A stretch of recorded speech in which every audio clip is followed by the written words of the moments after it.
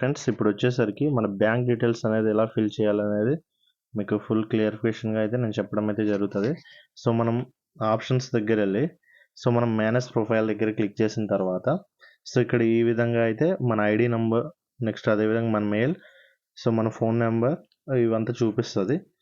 ఇక్కడ full name as per bank records అని ఉంది కదా, సేమ్ మన బ్యాంక్ డీటెయిల్స్కి ఏదైతే ఉందో ఆ విధంగా క్లియర్గా టైప్ చేయాలి.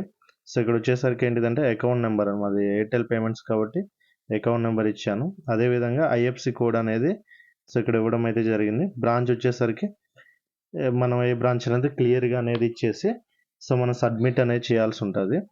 ఇక్కడ వచ్చేసరికి ఫ్రెండ్స్ చాలామంది వరకు మనకు విత్డ్రాల్ ఫెయిల్ అవుతున్నాయంటే మెయిన్ రీజన్ వచ్చేసరికి బ్యాంక్ డీటెయిల్స్ కరెక్ట్ ఇవ్వకపోవడమే. ఇక్కడ వచ్చేసరికి ఏంటంటే బ్యాంక్ ఇక్కడ చూడండి ఐఎఫ్సి కోడ్ ఉంది కదా, ఏఆర్పి అని చెప్పేసి ఉంది కదా, ఇక్కడ వచ్చేసరికి జీరోస్ దగ్గర చాలామంది ఓస్ పెట్టడం కావచ్చు. ఇలాంటి మిస్టేక్స్ అనేవి చాలామంది చాలా చేస్తున్నారు. అలా ఎవరు కూడా చేయకండి. ఒకటికి 2 సార్లు అనేది నీట్గా ఫిల్ అయితే చేసుకోండి ఫ్రెండ్స్, ఓకేనా. ఈ వీడియో అనేది సేవ్ చేసుకొని మీ డౌన్లైన్స్ కూడా ప్రతి ఒక్కరు కూడా షేర్ చేయండి, ఓకేనా.